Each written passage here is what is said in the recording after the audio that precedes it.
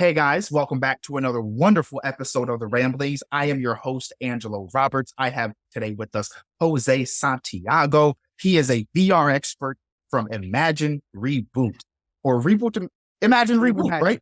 Reboot Imagine. Reboot Imagine. All right. So we have a lot of stuff that we're going to get into today. As you guys know, I'm extremely excited about that Quest 3 rollout, as well as the Pro Vision that's going to be coming. Santiago, introduce yourself. How are you doing today? Like, give us a little bit about your backstory and your history. Oh man, thank you for having me. My name is Jose Santiago, and I'm the CEO and founder of Reboot Imagine. Reboot Imagine is a spatial computing or XR managed service provider, and we're focused on hardware and software procurement, deployment, and ongoing IT support for the enterprise and entertainment industry.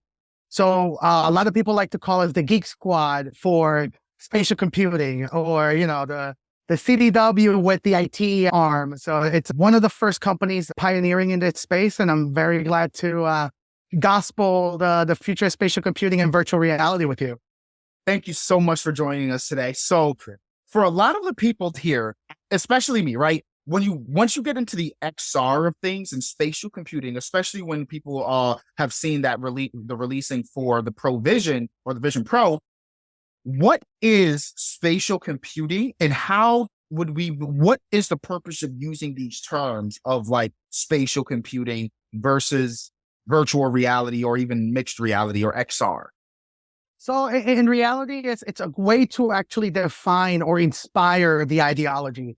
One of my favorite or rather pioneers in the virtual reality space is Palmer Luckey, right? The mindset behind Oculus, where before Facebook acquired it.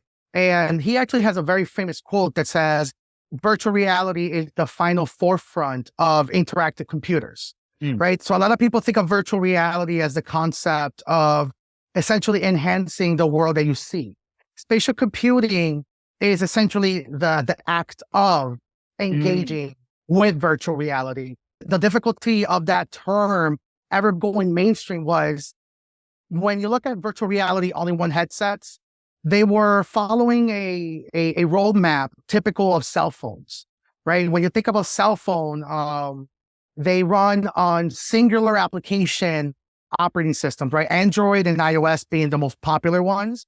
And think about the mindset of a cell phone, right? You're running one application. Sure, that Samsung introduced, those dual screen applications and all that sort, but these are forks into the operating system, right? So when you go down to the foundation of Android or iOS, specifically, they were designed with singular screens in mind, not the Minority Report vision that virtual reality kind of enables, where you have floating windows around you, multiple application screens, because there is a limitation down to the operating system level, right? Think of Microsoft Windows on a desktop versus now the Mac OS on your Apple computer.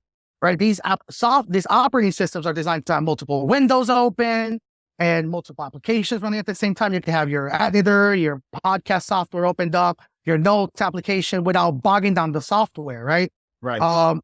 Those practices or CPU operations, or down to the operating system level, has not really been viable or feasible for virtual reality, at least in an all-in-one headset approach. In the last few years, we have seen amazing advancements in CPU architecture. Apple Vision Pro being one of and I'm glad you mentioned it, is one of the first forefronts in pushing that in virtual reality, which is introducing the concept of two CPUs working in tangent, where one CPU is running traditionally the operating system and the applications typical to what you see on the computer. And then all the virtual reality processing, like, biometrics, spatial mapping data, all the cool stuff that makes virtual reality virtual and augmented reality augmented, all the infrastructure is being handled by a different CPU, right? So this is typical advancements in computing world that just makes now spatial computing viable, right? So now you're going to see operating systems that are going to be designed with multiple applications running at the same time. You're going to see the Apple operating system like Mac OS actually transitioning into now spatial computing because it has now the processor capabilities of running the same applications just on a different medium, right? So it's a really exciting forefront, and it's very difficult to call spatial computing XR, even though XR has been used as an umbrella term for virtual reality, mixed reality, and augmented reality. There had to be a term and a definition that people immediately understood. Oh, wait a minute. Yes, there are, low-level all-in-one headsets, but this is now straight-up laptops that are in your eyes, right? God, okay. It's spatial computers. Okay, so you mentioned that in the very first parts of the 21st century, if you will, those particular pieces of technology weren't necessarily viable for the virtual reality world and that augmentation. How did you get into it? Like, so how did, give us your backstory. You were mentioning a couple of things about a 90s TV show. Give us how you got into spatial computing, because that seems like the calculus of software engineering and everything. Like, it's one thing to have the mobile or cloud, like platform engineering and stuff like that. But now once you get into that second CPU and you're now doing things in tandem, how did you get into that? And how fast do you have to move to be able to excel at certain things at such a young age? Oh man. So let's start with where I started, my inspiration for Reboot Imagine. It's very close to the heart, starting with the name Reboot. Hopefully some of your listeners, there was a 90s show, I think it was 1993, when they aired based from Canada, called Reboot.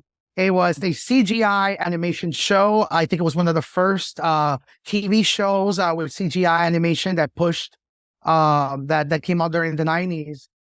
It was a concept of characters that were fully aware they were video game characters. They lived in something called a mainframe, which was what we now call the internet. Or so they were like meta. They were like meta before meta was meta.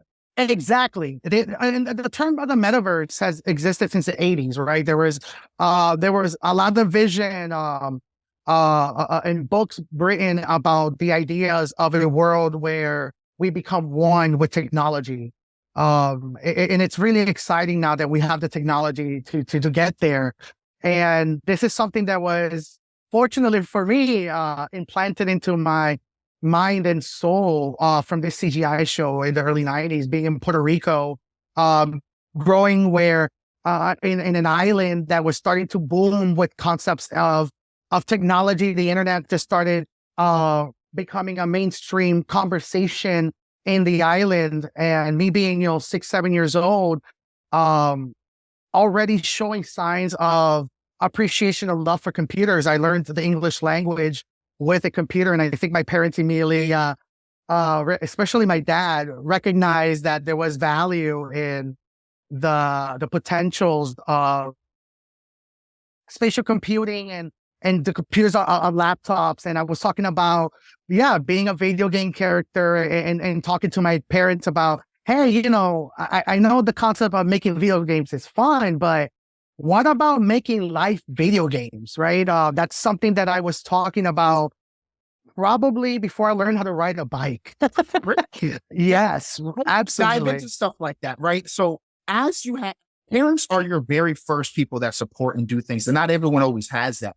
How would you say your parents taking that level of interest and feeding into your creativity played a role into deciding to continue in spatial computing and building?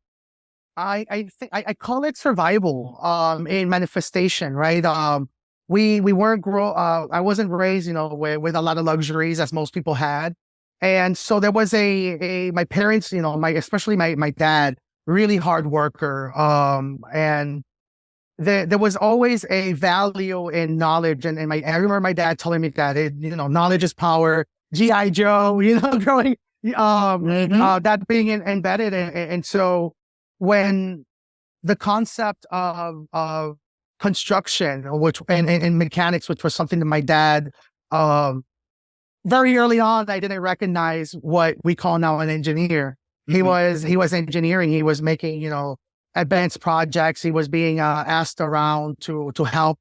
I remember one of my earliest memories of him being a hero to me was a hurricane called Hurricane George that affected Puerto Rico pretty it devastated it, and he was part of helping, with flood work, right, which is now routing the floods out of the island using construction work and cement barriers. And he was, he received a certificate of that. And I remember him telling me, when you're smart, people find you.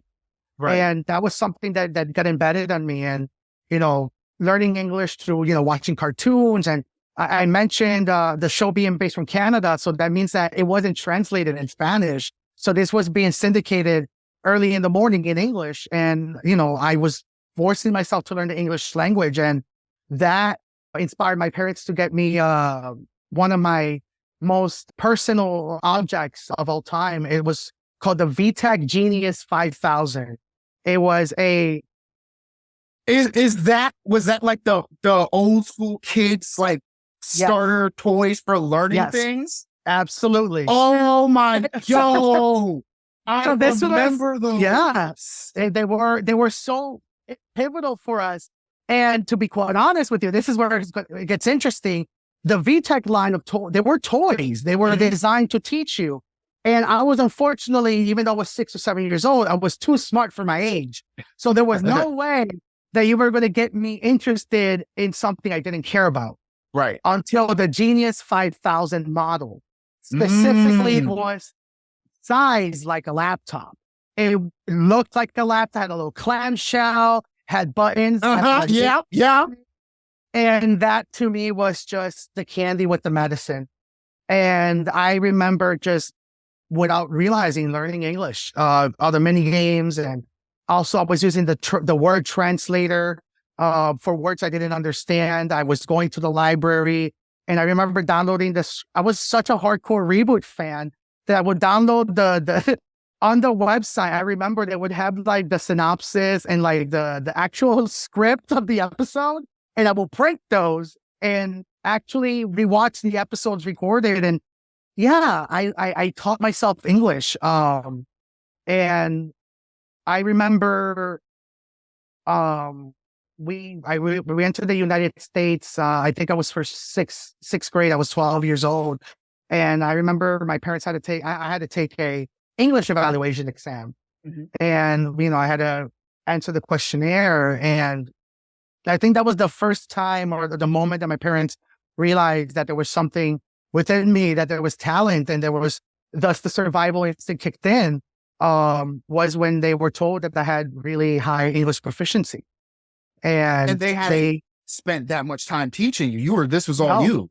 This was all me. I remember I had a neighbor that was an English teacher, and I remember her telling my parents, like, Jose speaks English. He understands the English language. And I think at that time, and especially being in Puerto Rico, my parents being so busy, they didn't really connect the dots at that time until we moved to the United States. And I think that's where it all clicked for them. They came to the United States for seeking a better life for us and the survival. My dad, I think at that time, had a really decent job at a factory. And I think that they saw this as an opportunity to uplift us. And I think it just became, a lot of pillars stacked up there. And I remember my parents wanted me in a specific school that was close to the house.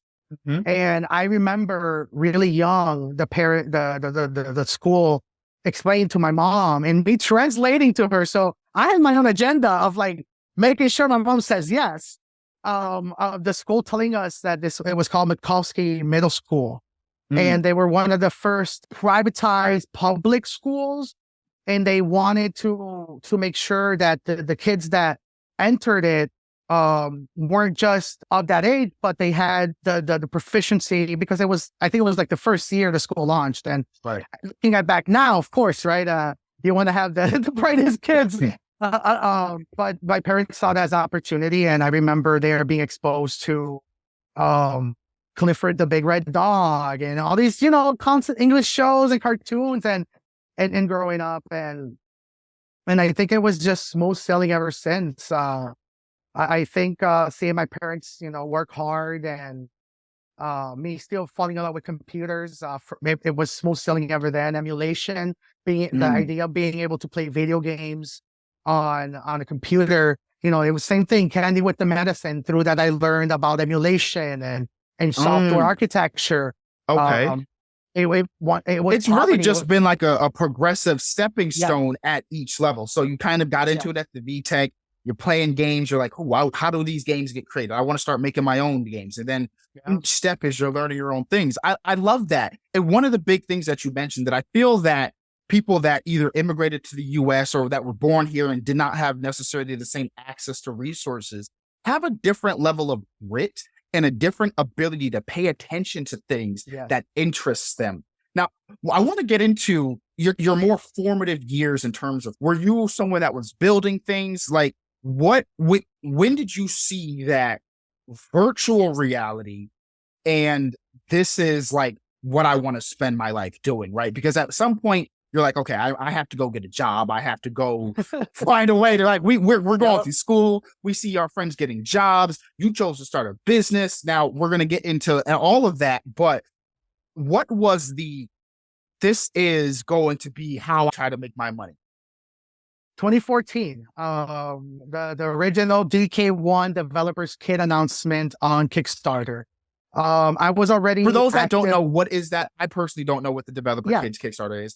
Run me down. So the daddy of Oculus, right? You mentioned the Quest 3, right? So before the Quest 3, there was the 2, there was the 1, and then there was a whole PC line of VR headsets that were made by Oculus. And this was founded, the idea, by Palmer Luckey. Palmer Luckey founded Oculus. He had his own forums in the tech gaming space, and he started pitching people the idea of synchronizing 3D compositor screens, thus integrating displays onto your eyes, which is virtual reality, and building software layers behind it and getting the industry pretty much hyped up at the concept of it. The concept of virtual reality, as we know, has existed for a very long time, but has been very difficult to ever break into the mainstream. And that was the difference where Palmer Luckey actually made an argument that a lot of people in the virtual reality space at that time, most of them in the industry for 30 plus 40 years, right? So not a lot of innovation, as you mentioned, and I'm very excited that you mentioned stagnation of growth, but it also happens in levels of success, right? And that was exactly what was happening in VR. And Palmer introduced the concept like, wait a minute, if we have giant, DPI screens on the iPhones and all these Samsung devices that are meant to be looked at now from a short distance, why can't we just push that closer to the eyes? Right. What happens when we synchronize these screens? And they started talking about cell phone architecture, right? And that's really what pushed the concept of actual accessible, feasible, low size hardware headset, VR headset. And that's what led to the DK1, the Developers Kit 1, that was using, I believe, refurbished Samsung parts and all these components. And that led to conversations with Samsung, and that's what led to a Samsung VR headset. So it was, right? All these gears connect and it goes down to Palmer. The gentleman really put gasoline on the VR industry. And I remember when he was talking about this, I was very active on a forum that was, funny enough, growing a side of it called GBA Temp. It's still there. It kind of focused more on game hardware, console hacking and modifications. And they started talking about, hey, wait a minute, how about we do this with PSP LCD screen, right? And that's when I had accessible, right? We talk about accessible technology. I couldn't afford a $1,200, Samsung Galaxy 2 and take it apart, right? So I went with what was accessible. So okay, so that actually is crazy. So I have a question now. That just brought me. So I was just in New York City. I was at a CEO dinner hosted by Zenny, right? And I was sitting next to a guy. His company turns breast milk into powder. Absolutely amazing, right? But how he started in terms of his tinkering and engineering abilities was something I just recently learned that I kind of had knowledge about because I just like video games, is the Doom construct concept or something where you're breaking down anything you can get your hands on and trying to run Doom on it. Is that like a project that you tried or in any way, shape, or form tried to emulate in your own way? Yeah, absolutely. We had 3D drivers synchronized. There was one called XL Sync, which is essentially it allowed the PSP screens to talk to each other, and using that in development. And there was some games, and also there was limitations in understanding of engineering in the forefront of space, right? Because you have to also read the work of the other engineers, which are technically pretending, or rather not pretending, they're operating like scientists, right? They're building the framework for the engineers to copy it and so forth, right? And trying to figure out how to replicate it with accessible hardware, or rather figuring out if eventually they're going to put a blockade on something and figuring out that blockade before it happens, right? Happened really early with Oculus' story, where people like myself started realizing, oh, wait a minute, they're moving towards closing virtual reality, right? They're going to try to make the most money out of this. That means they're going to block off access to other software, and that inspired smarter people than me to start something called the Open XR Initiative, right? Which is everybody's open and similar to how the internet works. So it's really cool just realizing now, right, in hindsight, that it's more than just the engineering. It's the cultural reasoning why you get into engineering. It's survival. You mentioned deconstruction. I truly believe that because of all the amazing advances that we're getting in virtual reality, we're now getting back to the old school, or rather always have been, we just forgot them, traditional superheroes, right? We've tried the scientists, the engineers, right? And it's because everything is accessible now. So the engineers now who are using AI, using VR, using all these advancements as a tool to get to the next level, that so everybody else can copy, right? That's really what's happening. It's now we're at a mass scalable template of what virtual reality truly is. And it's super exciting because now we're talking about spatial computing, right? Which is we now have the ideas of replacing a cell phone, but we also have the ideas of replacing a computer. And eventually they're just going to just turn into one. Oh my, listen, man, this is amazing right now. Like, okay, so I want to get into Reboot Imagine, right? We've talked about all of these stepping stones and everything.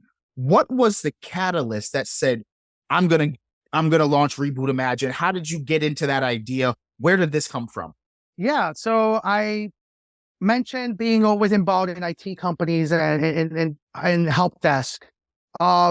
Around 2014, 2015, when I already knew that the viable potentials of virtual reality, I was living in Buffalo, New York, a great state, great city. Unfortunately, not well known for technology and executives and CEOs.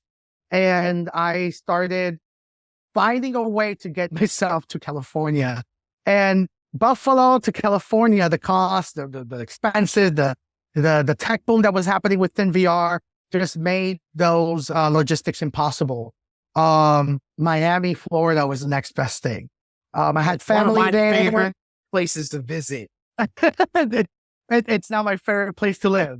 I've not gone back. And but yeah, I came here to Miami, Florida, fell in love with the culture, the access to tech people, and I started frequently a concept now that's mainstream, but called barcade. Right, which were arcades that were bars. You were part of that? I wasn't. I was frequently the scene a lot, actually. Okay. And that is my favorite ball. Like when I growing up, I was like, okay, I need to find like a bar. Like everybody in the 90s, everyone had that after school, like after work kind of thing that they went to bar. I was like, I need a place that fits me, and barcade. We happened to get one in our downtown area just in time for me to be of age, where I'm like, this is perfect. A nice drink, classic games that I grew up playing and everything, like Ninja Turtles and NBA Everybody's Jam. like-minded. Exactly. Everyone's like-minded. The music is great. Like, love it. Okay, so you're a barcade. You're a barcade guy. I'm attending barcade, and that's exactly why I did it. I was like, okay, I'm rebuilding myself. I'm trying to get into the tech space, and I started doing, I was already working. I found myself a basic IT job, but at the barcade I was frequenting, I remember talking about tech, telling them what I know, and build a rapport with the owner of the barcade. And through that, we got into conversations about building custom arcade cabinets, and he had a few that he had bought that they were not booting up properly into Windows. I was like, dude, I can fix something like 5 minutes. If it boots up and there's no hardware issue, and all you're telling me what it sounds like is a script issue, I can fix that for you in like 5 minutes. I remember him being like, I'll give you 2 beers on the house if you fix it. Like, dude, yeah. And it was, I think it was, I forget what the game, man, but it was a PCVR Steam game arcade cabinet. And yeah, it was a basic script. There's just a hard drive. And anyways, we fixed it, got it working. He called me his tech all the time, was calling me for basic work. That led to him one day calling me and say, hey, one of my partners in another arcade is purchasing a virtual reality amusement system. And I think he's being gypped. It's over $40,000. I need somebody technical to know that he's not getting gypped off. And I remember, showing up, pretending to be a consultant for the tech and for the guy. And I was asking a lot of questions because I also was super interested. I have never seen a virtual reality amusement system. I was like, wait a minute, what? I was here trying to survive, thinking about, getting into the gaming industry from a different angle. And I think it just clicked there. And I remember just getting a rapport with the sales guy. And it turned out that was actually the founder of the company. And he told me, hey, I actually do sales too. I'm the marketing guy. To be transparent, this is a startup. And to be quite honest with you, I didn't really know the concept of startups at that time. Mm-hmm. This was my first time. I was like, wait a minute, you can do this? You're doing all this on your own. And he was telling me, he's like, hey, yeah, we're hiring some people. We're going to take this, one way, shape, or form to CES. And we have another expo. And I need help. And I was like, well, I give them a list. And I kept pushing and annoying them, pestering them like every week, telling them, dude, I know this stuff. Like, look at my credentials. And back then, we're talking about 2016, 17. So there wasn't really a lot of VR conversations like that. And I managed to convince them. And I got involved in the arcade VR space. And I was part of a product called Box Blaster VR.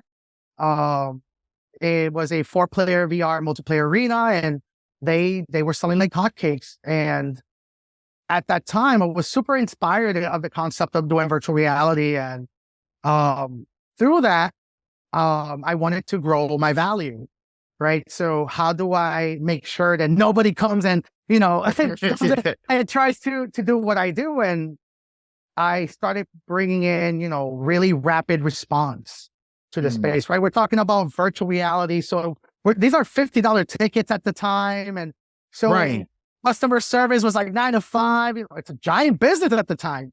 I wasn't thinking about it like that. I was thinking about it, these guys will be dead within 3 years when an all-in-one headset comes in, right? That's the value of being an engineer, just being smart enough to know what's coming. Right. And so I started building this infrastructure for them about, on-demand IT support. And I started realizing that they were shopping it as a perk to their product. And once again, not knowing what startup really is at that time, I just thought like, oh man, I'm adding value to the company I work for. And the pandemic hit. The great old pandemic, and the great pandemic. The great pandemic. One of my executives, they call it the Great Panini every time we. So that's what they call it, the Great Panini, just so we don't say pandemic. But yeah, a lot of people were affected by that, and a lot of conversations arose because of it. Right, the constant work from home, the disruptions of traveling, and also the access of information, or rather entertainment content, right? Because people weren't traveling. One of the things that I noticed about myself is that I consume educational content when I'm traveling, but when I'm home, or whether when I'm like of a concept and I am not working, I consume more entertainment. Right. I think it affected with my psychology. And during the pandemic, I feel like entertainment consumption ran rampant for a lot of people. For me, it was business as usual, right? We were a VR company we were supporting, and my life was altered and shattered during that time, but had nothing to do with the pandemic, but rather the logistics behind it. My father, who I mentioned as my inspiration, random phone call, I believe it was January, from my mom saying, hey, he got dizzy. It could potentially be, dizziness. He's always working outside, hard construction worker. And, I remember the next day my mom said, hey, he's still acting weird. I think we might take him to the clinic. And then an hour after that, he collapsed, and he cognitively never returned since then. Since that moment, rather, they thought it was diabetic shock. It turned out to have been category 3 or category 3.5 glioblastoma. It was pretty much terminal cancer on his brain. They gave him 6 months, held on till July 7th. And the disruption for that, right? We were living in the US, his family was in Puerto Rico, and me being, pushed left to right, and also the pandemic forcing the company I was working for to furlough all operations except me. And that to me is supposed to, as somebody who always saw his intelligence, as I mentioned, as a survival instinct, was and also dealing with the death of my father, my hero, one of the biggest, candy with the medicine pillars of getting me into what I am today, and falling in love with technology. It made me unhappy. It made me so unhappy that I still to this day cannot put into words. Being told, hey, we let go of everybody except you. You're the moneymaker. And that's how I felt. And I saw it. I remember that moment saying, if I'm so important, make me an equity owner. Like put me in that moment, in that position. And the business, the shareholders, and I was like, Right. I was crushed. I was crushed in a new way that it was just like, oh, wait a minute, this is actually how you build a business. This is actually how you I don't have to give my value to anyone to legitimize myself. This is a brand new industry. It's emerging in real time. There is a global pandemic. I understand the infrastructure of technology and where it's all going to go. I also, know the realities of cybersecurity and, the chip shortage, right? That's something that people are talking about now, but I was talking about this in 2014 because I was purchasing headsets very early on, right? So Right.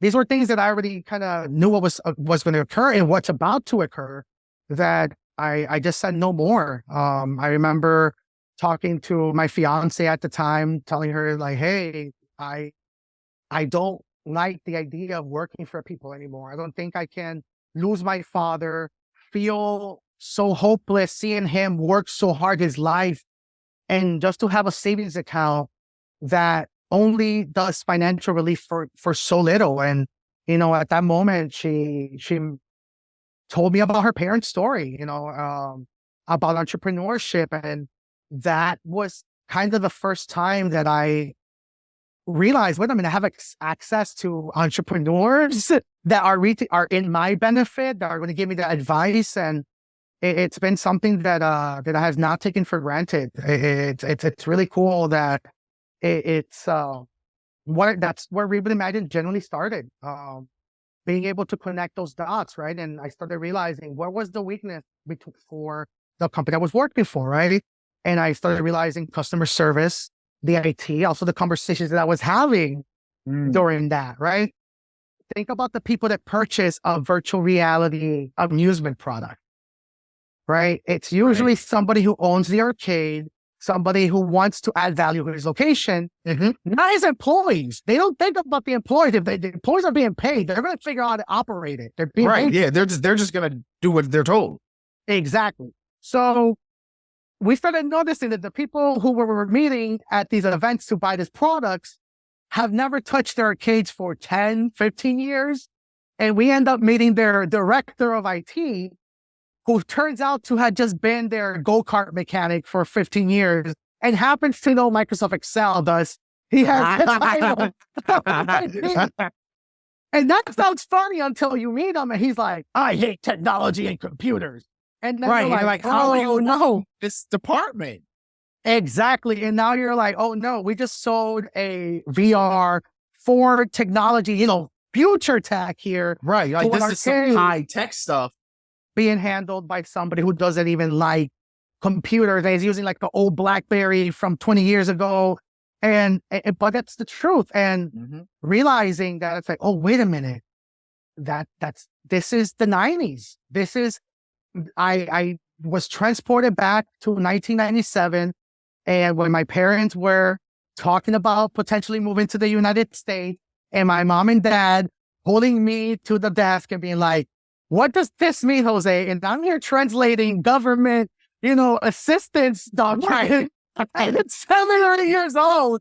And I started realizing, wait a minute, this is the next steps of computers. Right. This is it. This is IT support. This is managed operations, hand holding at scale.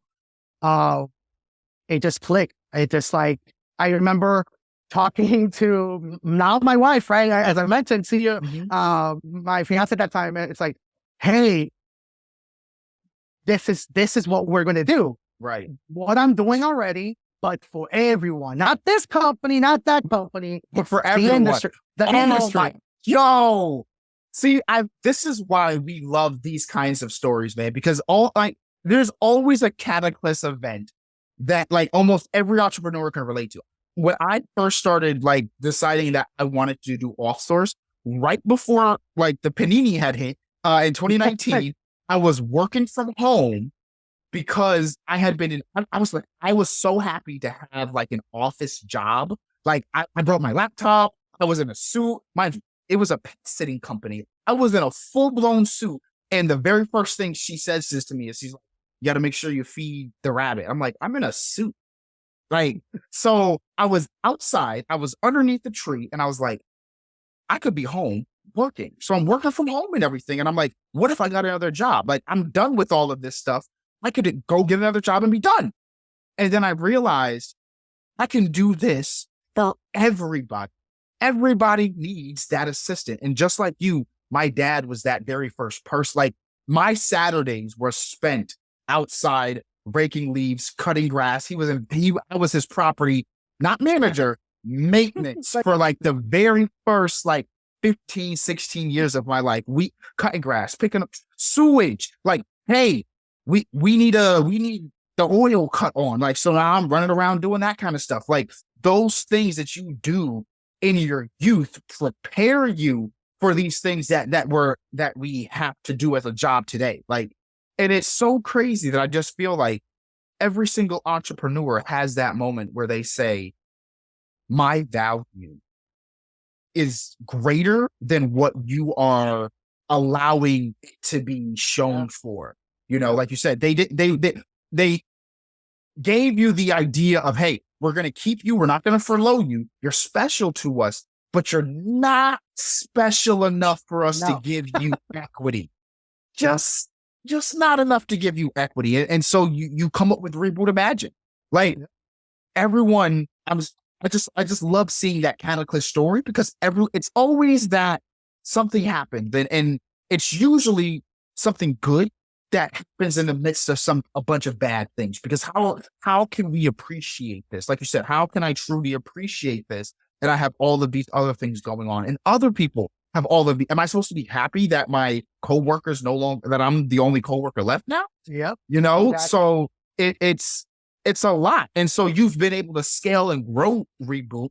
How were you able to, one, mentally overcome all of that? But two, like, what did you actually do to then grow? Like, what was your strategy? You said you didn't even have a big thing in startups. Like you said, you didn't have a big knowledge of startups. So how did you, get everything started, overcome all of these personal things, and still go and start scaling a VR company and it's new? To be quite honest, it's a forced reality check. it's I mentioned my father's passing, and we fortunately got to take him to Puerto Rico in his final moments, and it was a huge undertaking for me personally and emotionally, physically, because I was the one who took him there. And going back to my childhood home, seeing the walls, you see where I came from, noticing that even though our house was in a moderately great area, on the inside, every single nook and cranny, like the patchwork, was my dad. Mm-hmm. Every single thing, the cement, terrible construction work. Like, to be real here, construction work. But it was done with his own hands. Right. And at that moment, it kind of deconstructed my external values and made me really focus on my internal ones. And I think at that very moment, I realized that my dad was an engineer. He wasn't just somebody that was really good in mechanics and construction. There was a reason why people were coming to him. And at that very specific moment, I got really angry also, because I was like, wait a minute, if I know this, somebody smarter that had no interest in him knew this too. Right. And at that, the concept of that, just, it's a type of gasoline to a fire unlike anything else. It opened up my mind as a survival instinct, not just being smart enough to pay the bills and have a good job. And, it was, wait a minute, I can not just have value to myself, but I can really bring value to myself. Right. And that went to candy with the medicine. That's something I use a lot, because that's really where it comes from. I realized that, how do I tell selfish people that exploited people like my father, that exploited me, to know my value, if one, the value is being determined by those that are not just much better connected than me, but have much better marketing than me, or whatever. And two, they're not going to let me into the space kindly if I ask a similar price.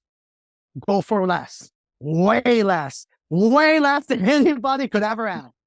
We're talking about for free. I did so much IT work for free, work that I now get to evaluate at about $325,000 at the low end.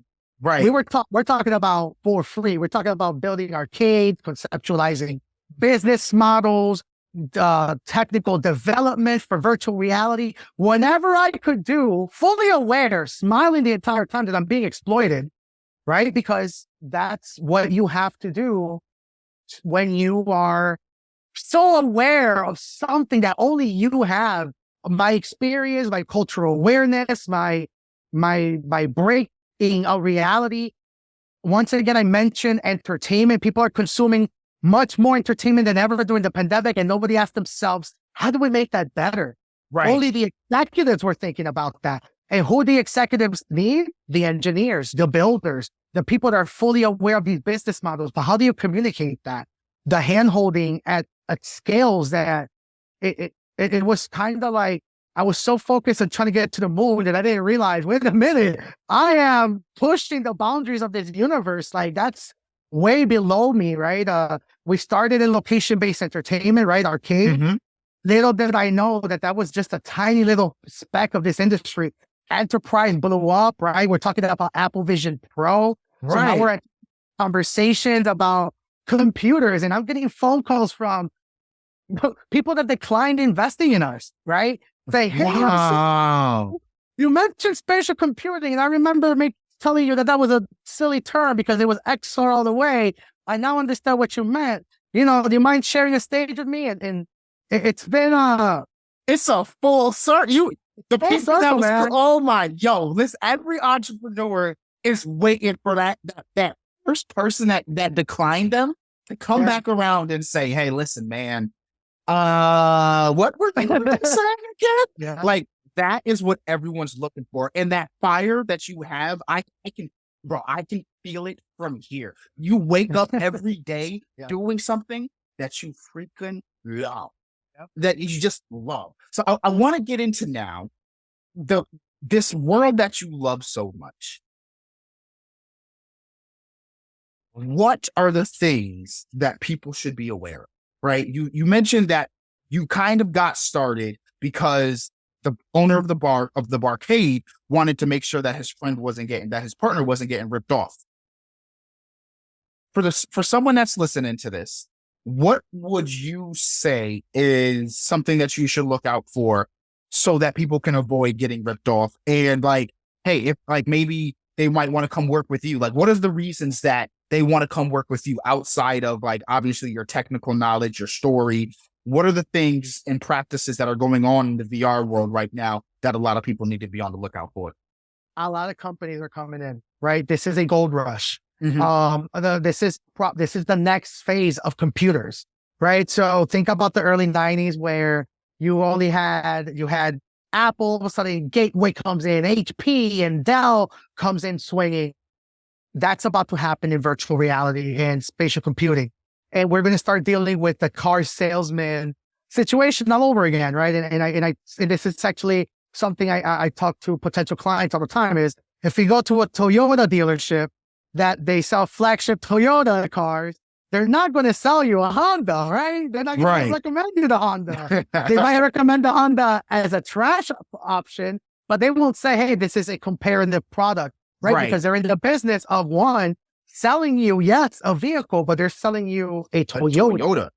Exactly. That's happening with all these amazing companies. With HTC, Meta, Apple's entering the space, right? Mm-hmm. But now I mentioned the convergence of computers hitting the spatial space, right? So traditional computer companies are going to enter that space. HP, Gateway might make a return. Dell is definitely looking into it. Alienware, all these computing companies will come into the space with their own messaging and why they're better and all that stuff, right? So there's a reason why I get compared a lot to the Geek Squad of the metaverse. It's because we truly are in the business of the adopter, of the client, of the people that really see the potentials of these technology and don't want to just procure a product, right? Which is the intention of all these companies. It's to actually engage with the product, make it a scalable option, right? Virtual reality before was just for developers and people that were creating very niche advanced software. But you mentioned the Quest 3. The Quest 3 has introduced mainstream mixed reality. So now all the giant software that these mixed reality companies have built are now accessible at $500, right? So we're talking about, for me, the best comparison that makes me very personally excited is the birth of gaming laptops, right? The Alienware and there was Alienware and Voodoo Computers. 3D effects, the way that they started is that they were tweaking enterprise grade computers because people were like, wait a minute, I want to play Doom with max settings and not have an issue, right? We're about to see that all over again, right? So we're going to see super high scale spatial computers and devices and options, which means all the realities and all the scary realities of computers are also going to hit your eyes and your biometrics. We're going to see the birth of antivirus companies entering biometric space, right? For better or for worse, right? You're going to see Norton or say, hey, we're going to protect now your biometric encryption data for your eyes. And because the realities are that this technology, the Apple Vision Pro specifically, for example, has the ability of detecting mental illness through your eyes, right? Did not know that. Yeah, thanks to it's really exciting, but also quite scary because these devices have, the cognitive capabilities like that Apple Watch, right? They can tell your heart rate, but now it also has the ability of how you stare at things, how long you may gaze at something or have a blank stare, right? That could be usually blind to the human eye, detectors of something severe 10, 15, 20, 30 years before a doctor has the opportunity to detect it. Right. And that's exciting, but it's quite scary. There are so many advances that are going to be happening. And so, like you said, it's a gold rush.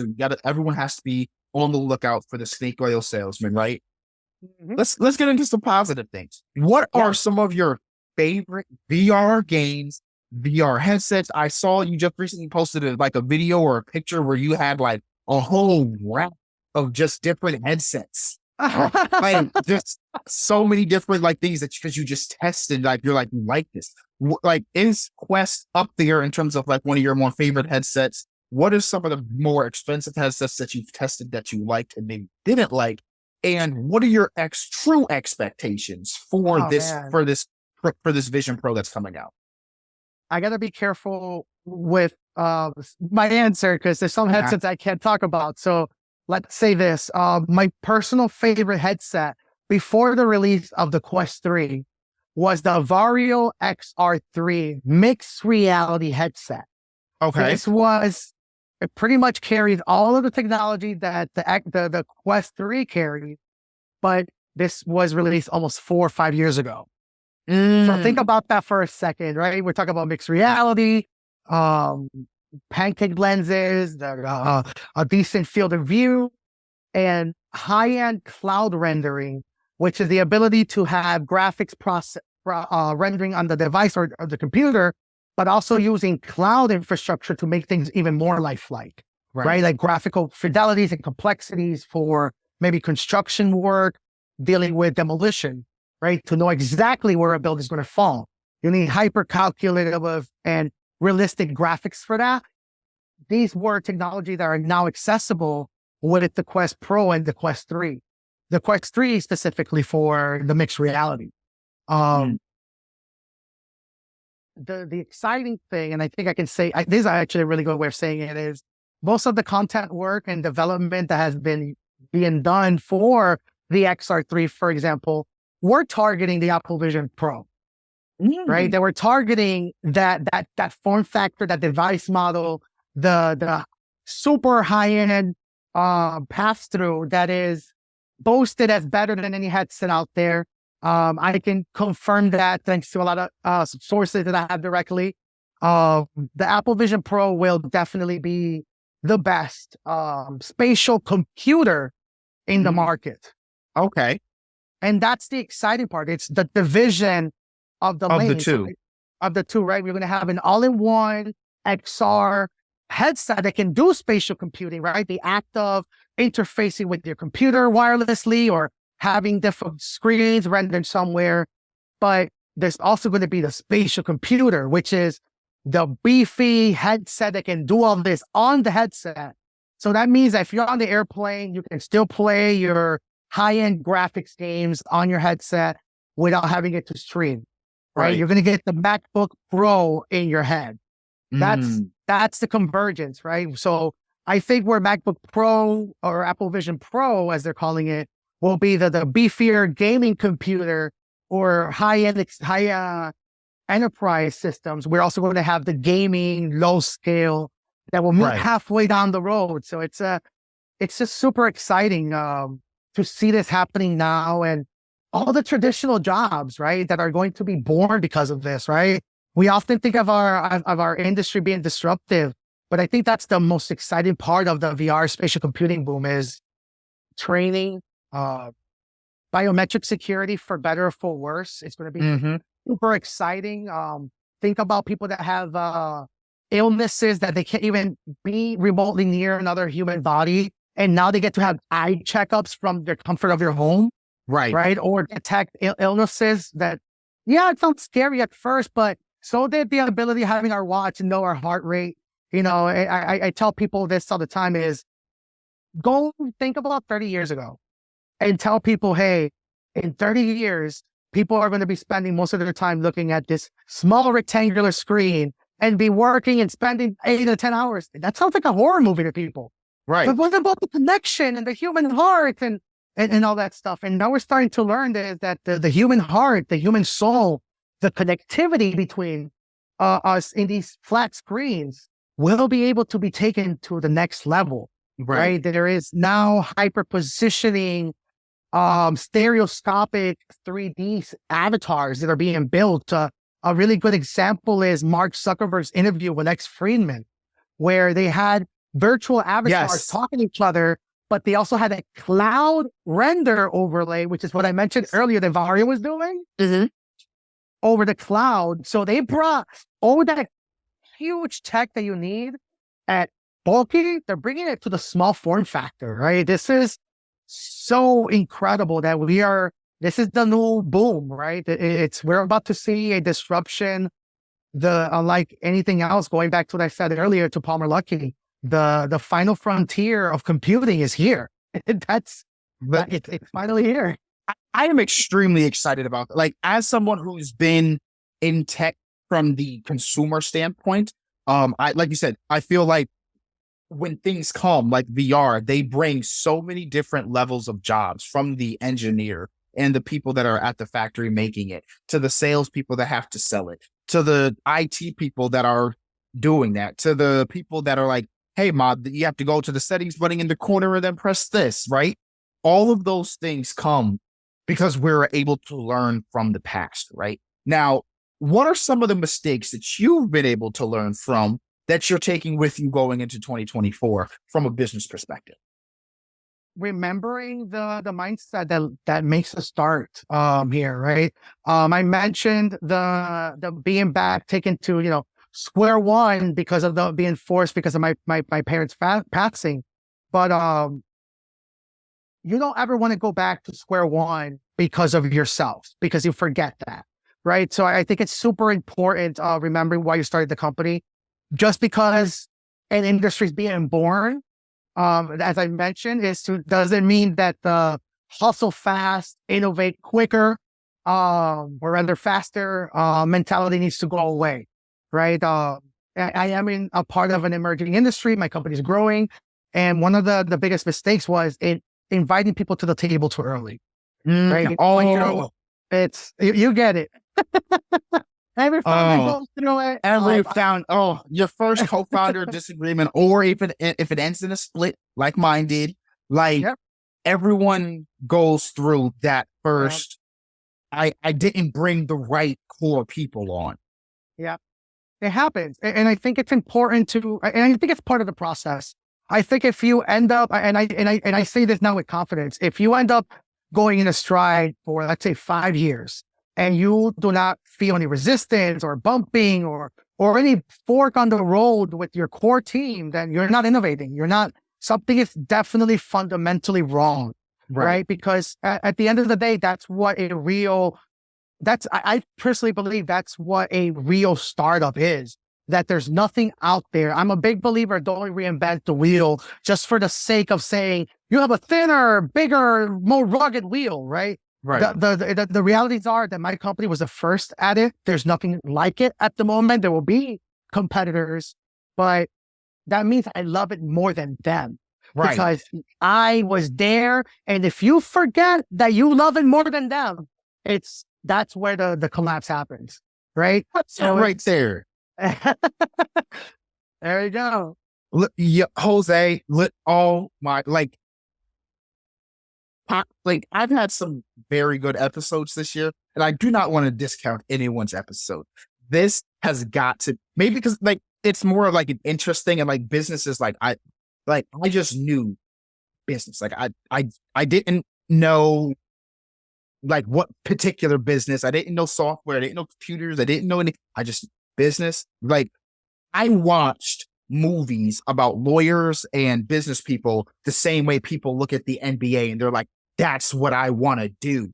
And so when you see something and you're like, this is what I love. I wake up and I am winning because I love this more than you. Like, that mindset is what I implore if you don't take anything away from this podcast episode, guys, this is the mindset that you need to have. You're in this because you are going to you are going to be more passionate about this, which means that fire is going to carry you in the times when you're not going to be making it, or when you feel like you are at the bottom of the totem pole. That I love it more than you makes up for the money. It makes up for the fame. I know that I love this more than you, and I will be around longer than you.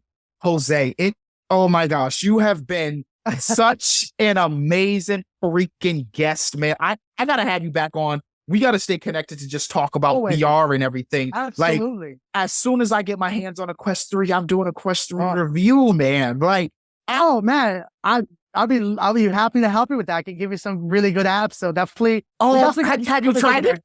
You in it? Absolutely. Oh, Bro, oh my gosh, man. I cannot wait to get a review going. Oh my gosh, yes, man. Okay, before we go, we have a parting question. This question actually comes from the audience. I reached out to someone that listens to this podcast because we don't get random questions. So I just wanted to have a special question for you. This question is from Michelle. How do VR spaces charge, and what are the normal business models? If someone wanted to get into the VR event space or the VR in real life, as you handle and as you do, let's call it like a VR cafe. That was something specifically that they mentioned. Okay. What is the business model typically? How do they charge? What is your expertise, and where can you come in to help these people? So licensing is the way of the future. That's the exciting part of standardized, or rather the disruption of a lot of options in headsets that can all do the same thing, which means that there's no longer one headset fits everybody. So I think market research is incredibly important, right? If you want to open up a cafe, definitely understand what demographic you're trying to go after, do surveys. That's something that my company does. It's kind of I call it the auto magic aspect of the company, right? Because the people that deal with us, they really think that we're just giving them suggestions without realizing that we're having conversations to the local schools in the area. And there's a lot of, there's a lot of infrastructure that goes to it. Shout out to my company's COO, Laura Pisa. Laura handles a lot of the, we call it empathy infrastructure, right? There's not one size to fit all. The realities are when you're opening up a market, there's psychologies involved that a lot of people don't realize. It's like trying to open up a Starbucks in a place that has a lot of mom and pop shops. You're going to get eggs thrown at your window either way, right? So it's understanding that, right? Understanding what people consume, what the schools look like, what the cultural sensitivities look like in the area. You can learn all that by looking at community posts from the area. Facebook is a really good tool that we use. Twitter, Instagram, Snapchat shows you local regional maps. So you can start seeing the music, the culture, that way you can really have your best foot forward too. Have a budget, understand the business model you're trying to look at, and then look at the cost of the technology and find convergence in it.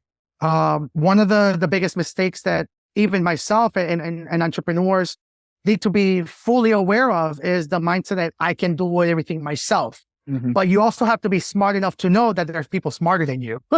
That's the important one, right? To work with people that make you feel that way, that they're able to complement that, right? I work with a lot of companies, amazing business mindsets that just need our technical expertise, and they're looking for the puzzle piece that fits into their business mindset, right? So with that requires a lot of understanding, business model understanding, a lot of conversations. So for pricing, I would say look at licensing models and then look at the costs of different arcades. Do a lot of research.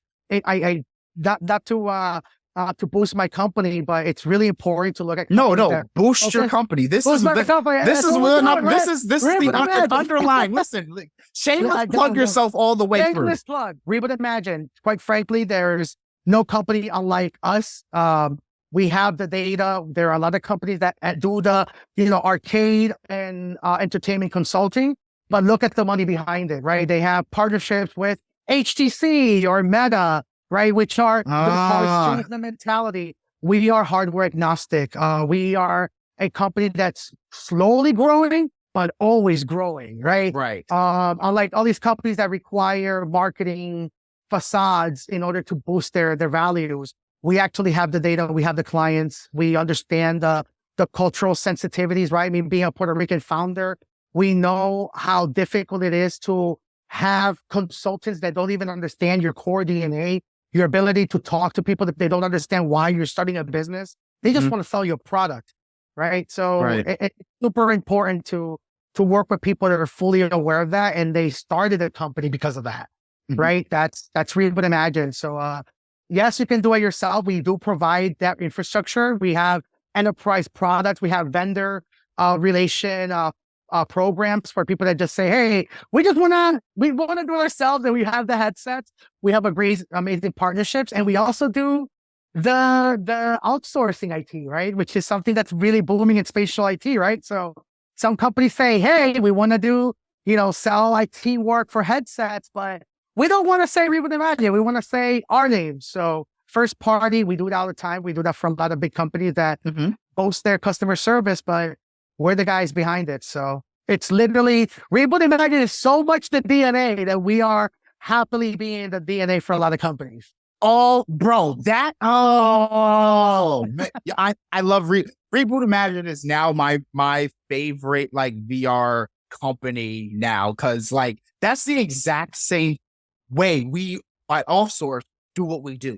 We are the infrastructure that very like admin, right? If you're a technical company, you want to hire engineers because they're helping you build.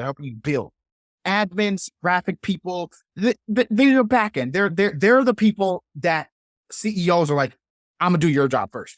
I will do your job before I do their job.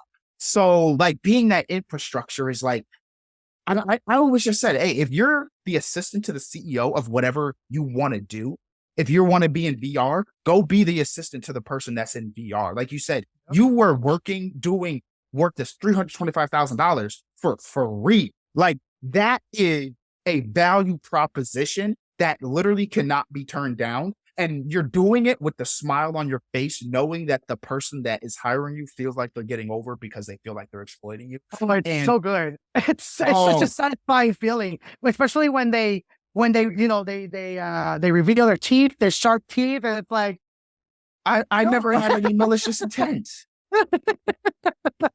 Oh man, I cannot wait to get this episode live. I'm editing as soon as I get off of this. So, Exciting. but Jose, thank you so much for taking this hour and 13 minutes to sit with me and really not only shed light and share your experiences, but share the knowledge that you took the years, the decades to accumulate. That's not something easy that we ask to give back to the community in that way.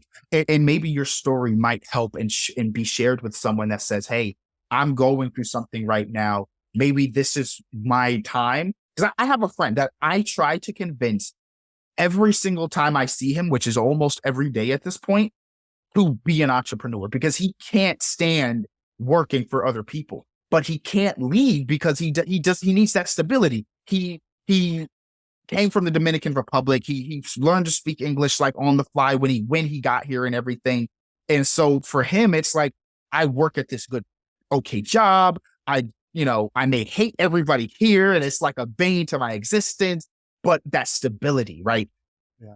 Everyone goes through that crux. And I feel like he's at that point. And if for anyone that's at that point, I feel that your story will put them over that edge to say, hey, listen, I'm going to go do it. And if anyone's looking to open up a VR or needs any kind of IT support in that space, I'm saying go to Reboot Imagine. And listen, if you hear the next couple of podcasts and hear this is sponsored by Reboot Imagine, he didn't pay. I just love the company that much.